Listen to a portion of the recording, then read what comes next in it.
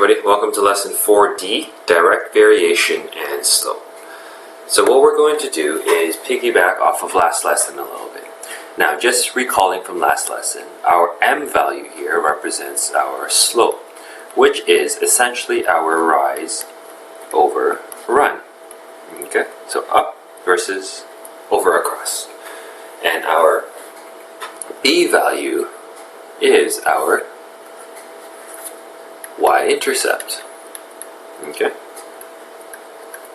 Now, what is a direct variation? Okay. The title of today's lesson is indeed direct variation and slope. Direct variation is simple. It just means that our y-intercept, in this case, is going to be 0. But how does that make sense? Well, direct variation would be, let me just give you an example of a direct variation. Y equals 2x. Direct variation just means that our one variable is directly affecting our second variable. So for example, if our x value is 4, then our y value, we know we just have to double it, 2 times 4. If our x value is 13, then we know our y value is simply 2 times 13. Okay? So direct variation is another way of saying that the y-intercept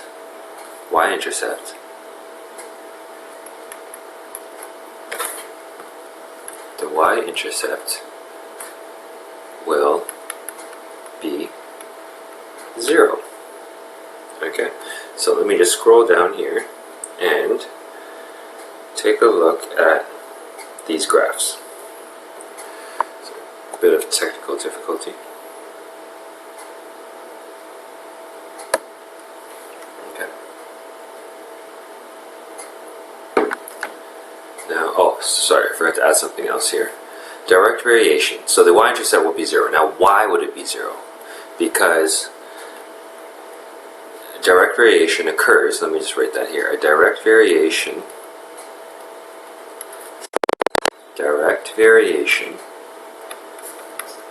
occurs when one is a constant multiple of the other. A direct variation occurs when one is a constant multiple of the other. So that just simply means that, like I said before, that there is no y-intercept, or the y-intercept will be 0, so that if I have something like this, then if I was given any x value, for example, I don't know, 10, I know I just have to double it. Another example of a direct variation could be, I don't know, pick a number, 5, sure, y equals 5x. That just means that if I'm given an x, I know all I have to do is multiply it by 5, and I'll get my y value. So let's take a look at some of these graphs. Graph the following using y equals mx plus b. State whether it is, oh, sorry, poor wording. State if it is a direct variation. So, let's take a look at this. What is our y-intercept? Uh-oh, there's nothing there. We can assume if there's nothing there that I'm adding 0, right? Which means this is our y-intercept, which means I'm starting at 0. Okay, so if I'm starting at 0, now everything else is the same. I'm going to take a look at our slope, which is going to be up 4, rise of 4 over 3, so slope, again, I don't need to write this out every time, this is just to help you. Slope is 4 over 3, which is going to be our rise over run. Okay, so from there, I'm going to go up 4, 1, 2, 3, 4, and then over 3, 1, 2, 3. Up 4, 1, 2, 3, 4, and then over 3, 1, 2, 3. I'm going off the paper, so I'm not going to try to draw that. And then I'm going to connect the dots. Again, not the straightest of lines. So there we have it. That is our line, and it goes through 0, goes through the red dot. Now if I scroll this down a little bit, or you know what, let me make this a little bit smaller.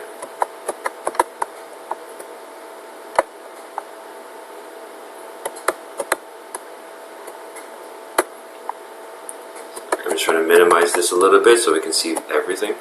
Okay, so it's asking us, is this a direct variation? Well, then ask yourself, is my y-intercept 0?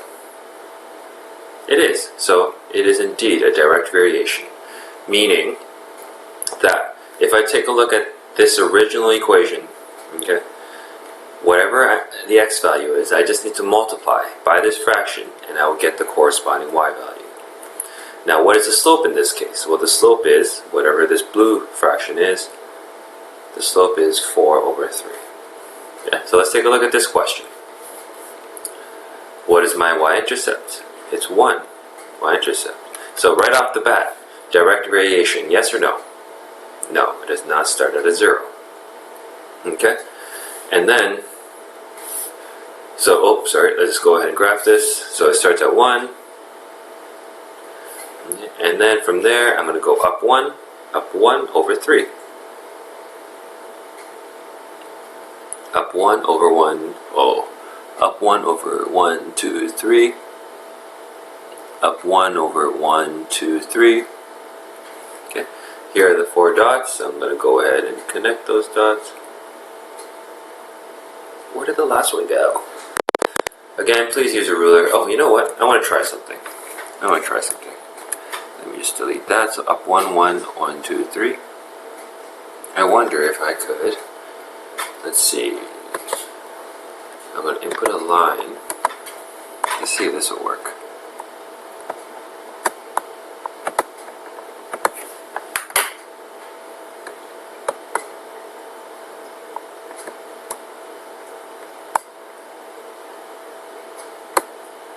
Ah, it does. Okay, so now I'm going to go back to pencil and make sure to include arrows. Perfect, this works. Okay, there we have it. Oh, sorry, what's the slope? So the slope is just this value, 1 over 3. Okay, so try the rest on your own. Again, if you have any questions, please post questions and I will respond with a video. Okay, take care.